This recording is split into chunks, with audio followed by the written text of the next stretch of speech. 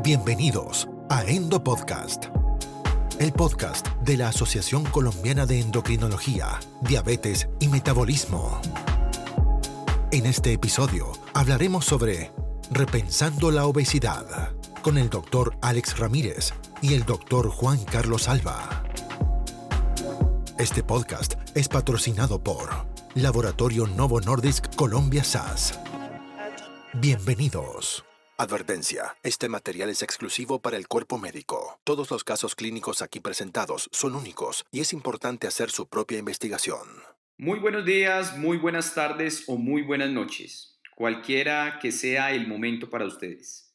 Les damos de nuevo la bienvenida a este episodio de Endopodcast, con el apoyo de la Asociación Colombiana de Endocrinología y esta vez por Novo Nordisk Colombia.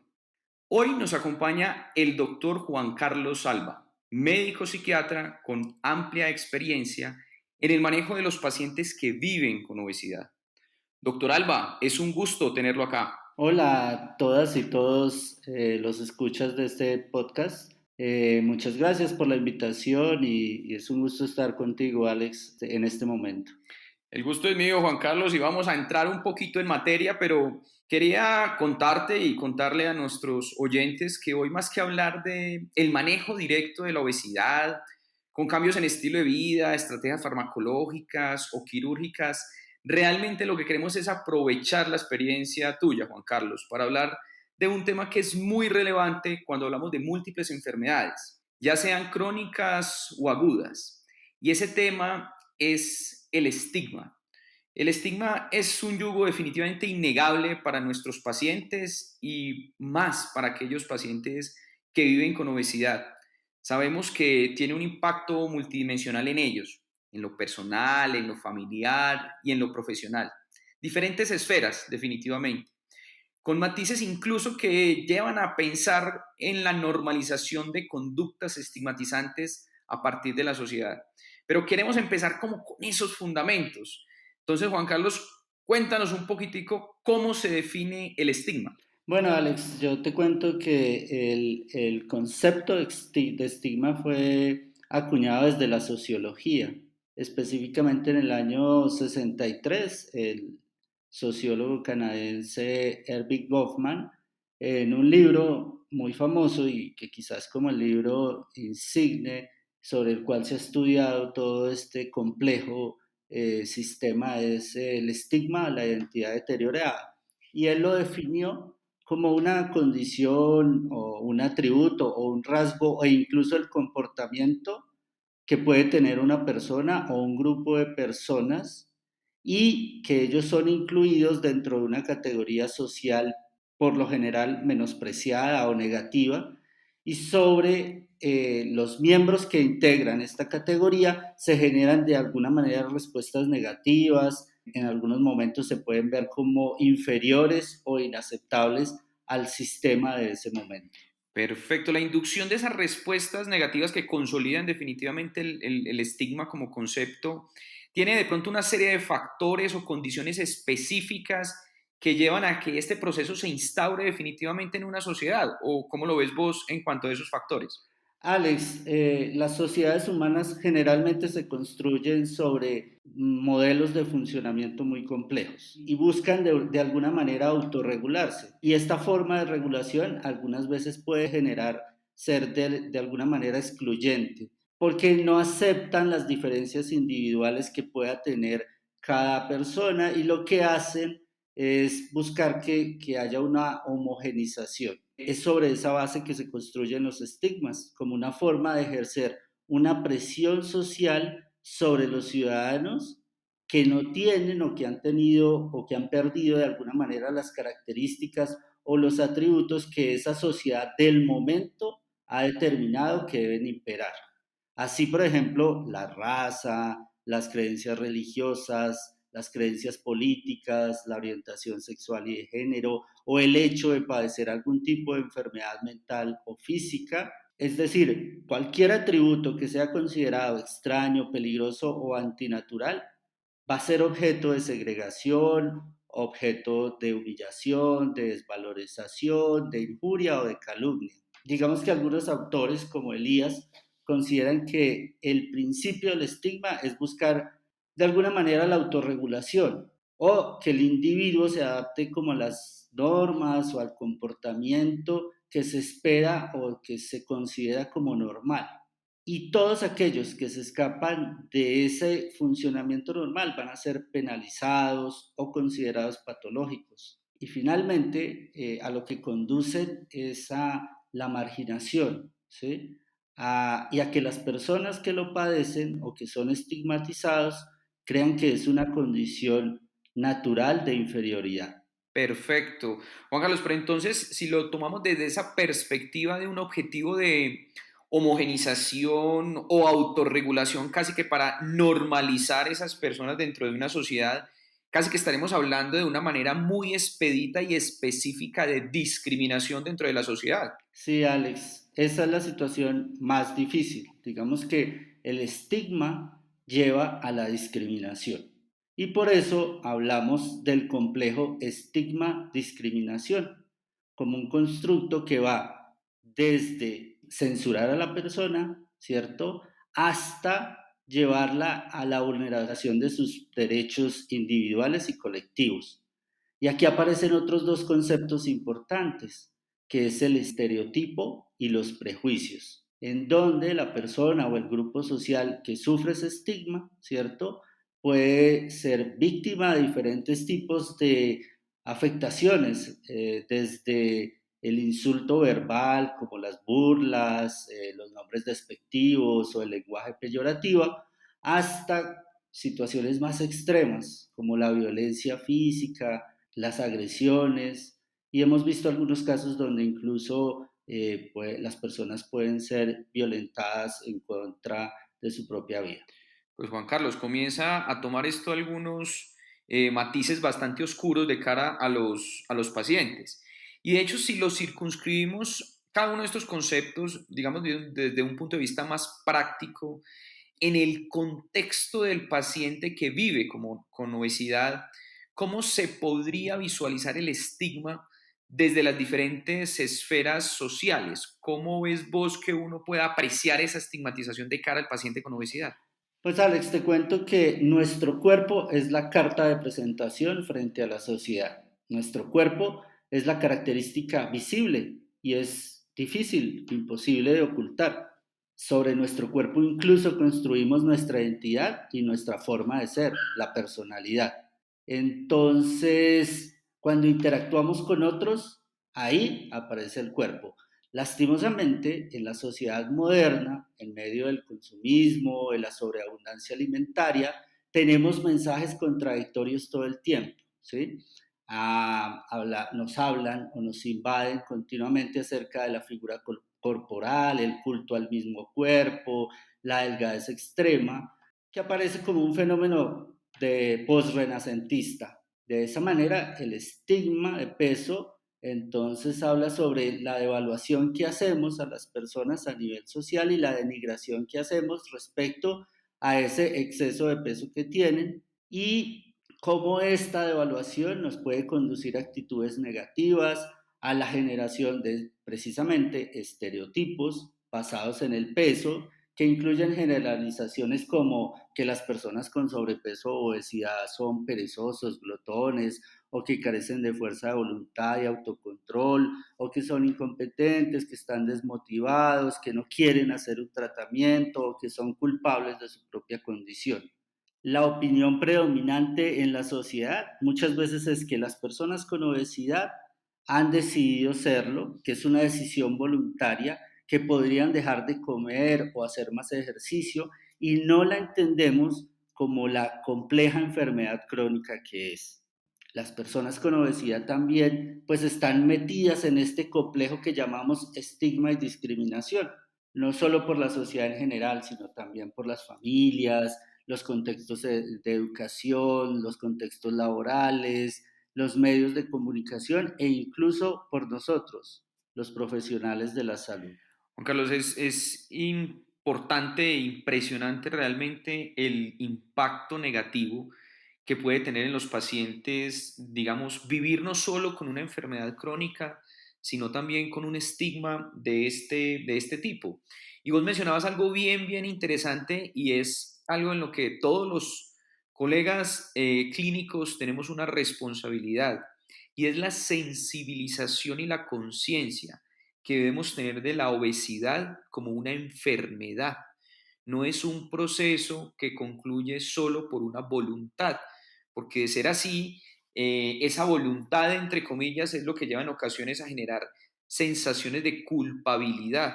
Y lo que nosotros debemos hacer como clínico es definitivamente identificar la obesidad como una enfermedad y destacarlo, ¿cierto? E igualmente sensibilizar a todos los colegas y a la sociedad en general. Pero eso es, digamos, la sensación que se tiene del paciente que está siendo estigmatizado por su obesidad. Ahora vamos a cambiar un poquitico la óptica y qué hay de cara al médico en la práctica clínica. ¿Cuál crees vos, Juan Carlos, que podrían ser las implicaciones pragmáticas que se podrían tener en cuenta para decirle a los colegas cómo enfrentarse, qué es lo que viven o qué es lo que está pasando realmente en la práctica clínica, en el día a día con nuestros pacientes? Sí, te cuento que pues alrededor del mundo existe el sesgo de peso y el estigma hacia la obesidad. No solamente sucede en nuestros contextos o en nuestro país, es algo que se vive todo el tiempo, que viven las personas con obesidad.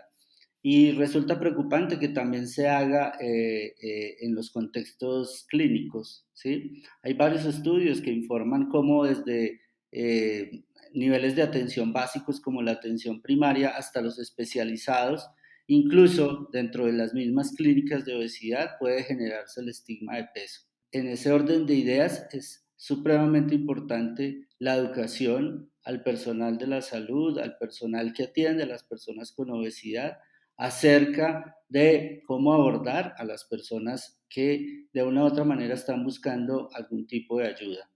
Muchas personas incluso no buscan los programas para reducir peso precisamente porque muchas veces pueden ser incluso hasta catalogados como perezosos, que lo que buscan es una prescripción o una cirugía, ¿sí? Y que no quieren hacer nada por perder el peso. Entonces también la invitación es a todos los colegas, ¿cierto? De todas las especialidades a considerar el estigma y a evaluar el estigma dentro de la práctica habitual que tenemos con nuestros pacientes. De acuerdo, vos mencionabas algo que realmente es importante y preocupante a la vez, y es que el estigma puede empezar incluso desde el abordaje clínico. O sea, no es solo la sociedad quien está generando ese estigma, sino que tristemente en algunas esferas de clínicos también se profundiza en ese sentido. Digamos, hay un consenso en el 2019, publicado en el 2019, Juan Carlos, en el que se habla de cómo abordar desde los clínicos, probablemente atención primaria, colegas de medicina interna, riesgo cardiovascular y obviamente endocrinología, con énfasis en ellos, de cómo abordar el estigma.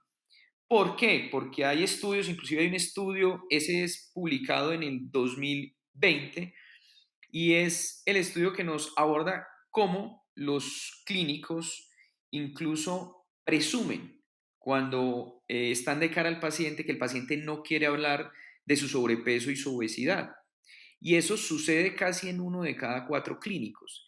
Esto es una primera instauración de la estigmatización, por ejemplo, creer que el paciente no le interesa esa situación. Y cuando se indagaba a estos colegas el por qué no hacían el abordaje, una de las razones era que consideraban que para el paciente no era importante y que no tenían estrategias ni herramientas de cómo abordar el peso. Y te comparto, Juan Carlos, que no es fácil para muchos clínicos abordar el tema.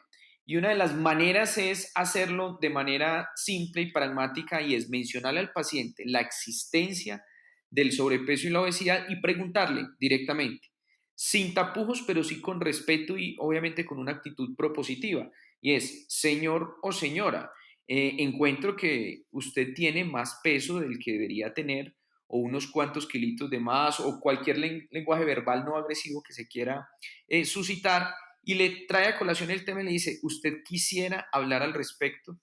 Eso parece un abordaje muy simple, pero realmente desde el punto de vista práctico puede ser importante. ¿Por qué? Porque le permite al paciente expresar eso que está sintiendo, eso que no ha tenido la oportunidad de hablar y que se siente mal al tan solo abordar el tema. Porque hay otro tips ahí importante que podríamos mencionar y es que cuando el paciente tiene sobrepeso o obesidad, es altamente probable que se haya enfrentado a experiencias previas un poco traumáticas, en las cuales va a haber tenido experiencias negativas, experiencias de rechazo, entonces puede no querer suscitar el tema, pero si uno como clínico lo aborda, creo que podría ser también un tip práctico para poder abrir la puerta o la ventana a que el paciente nos comparta cosas.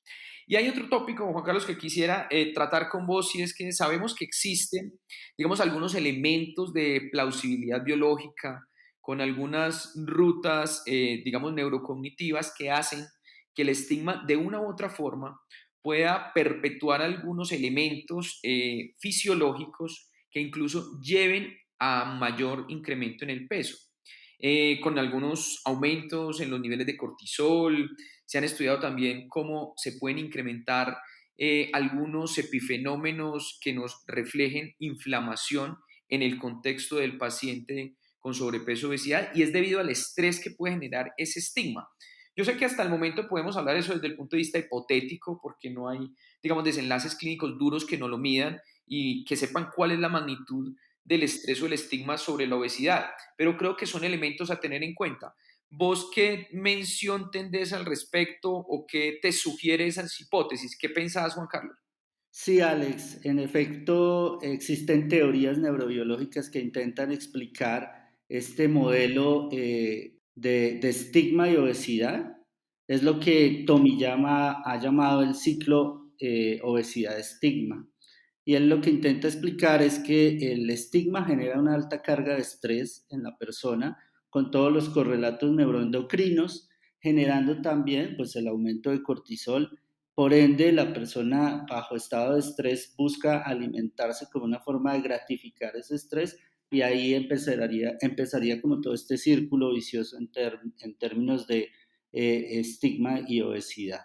De acuerdo, Juan Carlos. Incluso es que es muy interesante esta serie de hipótesis. ¿Por qué? Porque cuando uno evalúa todos los avances que han habido en las últimas décadas en el conocimiento de la fisiopatología del sobrepeso y la obesidad, pues tenemos que lo que anteriormente se consideraban simplemente hipótesis o postulaciones, la evidencia nos ha venido dando la razón en ese sentido y encontramos cada vez más rutas. Entonces, esta serie de hipótesis y esta, de manera muy importante, la del estigma y el proceso neurobiológico y esa perpetuidad, pues nos permite entender lo que puede estar pasando con muchos pacientes.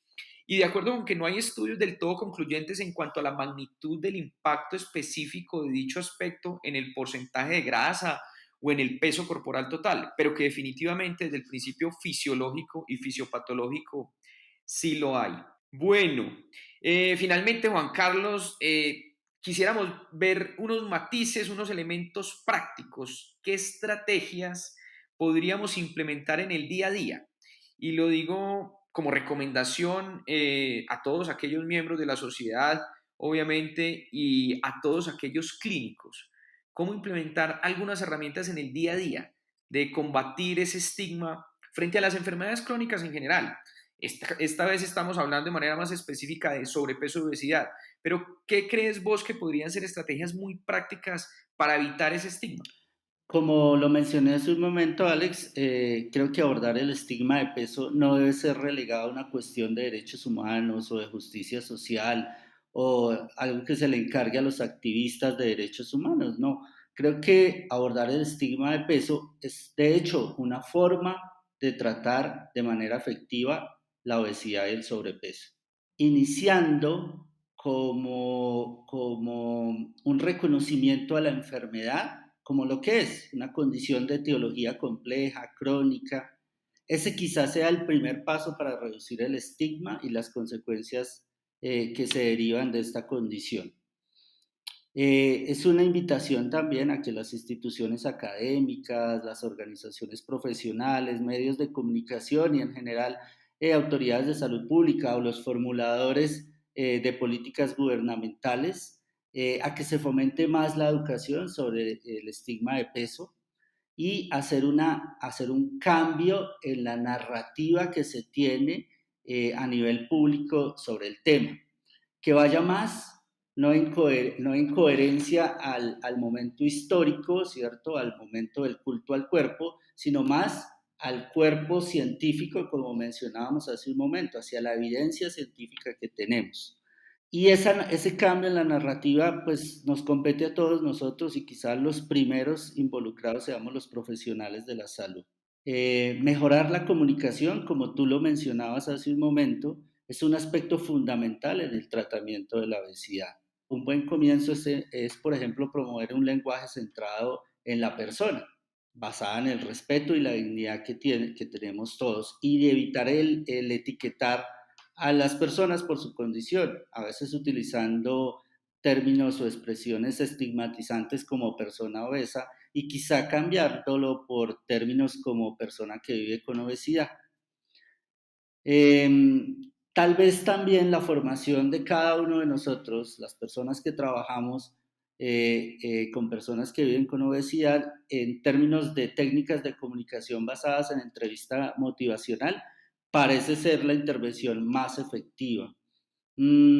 Combatir los prejuicios, las actitudes negativas hacia las personas con obesidad, desde los programas de formación de áreas de ciencias de la salud, porque los estudios demuestran que es en este escenario donde quizá se genera desde la temprana formación los prejuicios. Y de hecho, los programas de desestigmatización han mostrado que son muy efectivos cuando se implementan en estos primeros niveles de formación. Otro de los aspectos fundamentales es que ampliemos hacia un mejor conocimiento sobre el abordaje nutricional, el tratamiento multidisciplinario de las clínicas de obesidad, los entornos, la creación de entornos asequibles para las personas con obesidad, con logísticas, muebles e inmuebles adecuados para la población diversa. Y un aspecto también fundamental que combate el estigma es dar un tratamiento médico o quirúrgico según el nivel de necesidad de la persona con obesidad, porque esto ha demostrado, por ejemplo, las intervenciones en cirugía bariátrica son tan efectivas en reducir el estigma hasta en un 87 al 100% de los casos.